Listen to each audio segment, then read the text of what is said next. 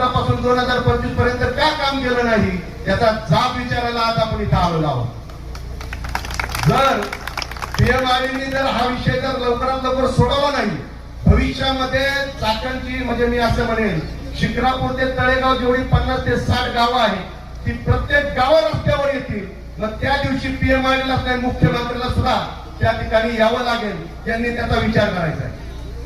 हे जर लक्ष आपण दिलं नाही, आज अनेक आपण पाहिलं 2023 पासून तर 2025 पर्यंत मी जवळजवळ 1700 लोक सर यामध्ये मृत्युमुखी पडलेले आहेत रस्त्याच्या अपघातामध्ये.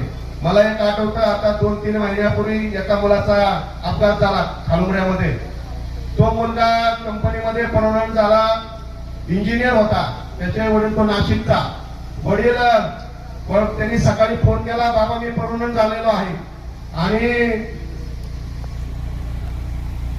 मी परमनंट झालेलो आहे ते सांगायला त्यांनी वडिलांना फोन केला. त्यानंतर नाशिकवरनं सकाळी वडील निघाले. वडील निघाल्यानंतर संध्याकाळी 5:30 वाजता खालुमऱ्यामध्ये कंटेनर खाली जाऊन त्या मुलाचा अपघात झाला. जागेवर तो मुलगा गेला. त्या वडिलांना फोन आला, तुम्ही चाकणच्या ग्रामीण रुग्णालयामध्ये या, वडिलांच्या हातात पेढे आहेत. एकुलता एक मुलगा मृतशय्येवरती पडलेला आहे.